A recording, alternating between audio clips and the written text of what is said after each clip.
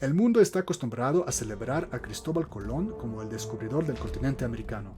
Sin embargo, el sitio arqueológico L'Anse au Meadow en la isla de Terranova en Canadá cuenta la historia de una colonia vikinga mucho más antigua que existía durante solamente 10 años en el periodo previamente colocado entre los años 990 y 1050. Hasta hace poco, los científicos no han sido capaces de determinar las fechas de su existencia con más precisión. Sin embargo, en octubre del 2021, un grupo de científicos publicó un artículo en la prestigiosa revista Nature en el que describieron un nuevo método mediante el cual podían determinar con gran precisión cuándo fue que los vikingos estuvieron presentes en Canadá. Margot Quites y sus colaboradores demostraron que los nórdicos definitivamente vivieron en el continente norteamericano en 1021.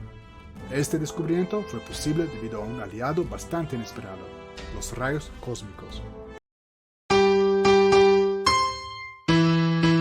Blog solar.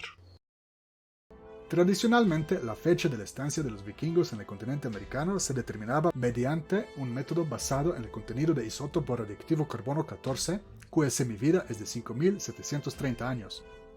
Carbono 14 es uno de los isótopos más utilizados para determinar la edad de los tejidos de animales y plantas. Se forma por la interacción de rayos cósmicos, es decir, electrones y núcleos atómicos de altas energías, con átomos e iones en las capas superiores de la atmósfera terrestre.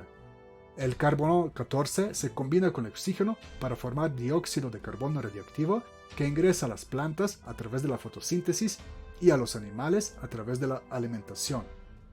El contenido relativo de carbono 14 en comparación con otro isótopo mucho más común, carbono 12, en los seres vivos, es una constante en el tiempo. Desde el momento en que estos mueren, el contenido relativo empieza a disminuir gradualmente debido a la desintegración radioactiva. Al determinar la concentración actual de carbono 14 en muestras, podemos determinar cuándo murió una planta o un animal. Este método se puede utilizar para analizar tejidos cuya edad no supera 50.000 años. En pasado, los arqueólogos han utilizado varios métodos para determinar la edad de los hallazgos arqueológicos de L'Anse au Meadow, incluyendo la interpretación de sagas e historias islandesas que fueron transmitidas por tradición oral, pero que fueron escritas hasta siglos después de su creación. Estas, en su mayoría, hablan del guerrero Leif Erikson y del asentamiento al que llaman Vinlandia. Varios estudios han utilizado el método de carbono 14, sin embargo, se han calculado hasta 55 fechas diferentes que se extienden entre los años 793 y 1066, lo que implica toda la era vikinga. Este rango de fechas se obtuvo porque la mayoría de los estudios se realizaron en los años 60 y 70 del siglo pasado, cuando la técnica de datación por carbono 14 aún no estaba lo suficientemente refinada. Hoy en día sabemos que el contenido relativo de carbono 14 con respecto al carbono 12 en seres vivos puede variar con el tiempo y que estas variaciones no superan el 0.2%.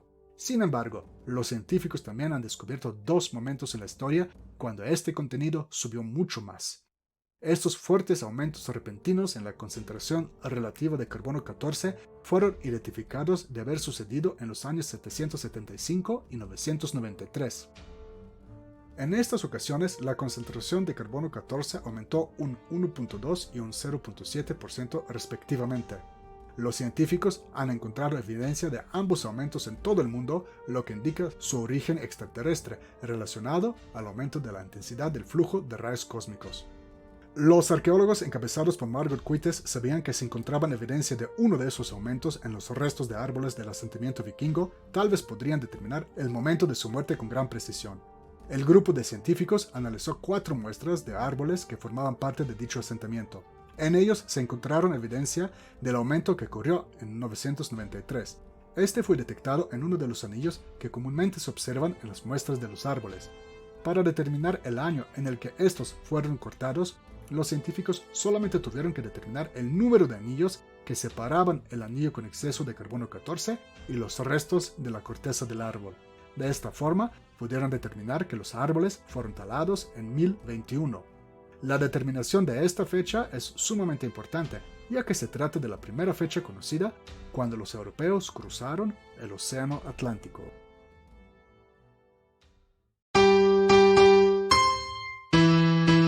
Blog solar.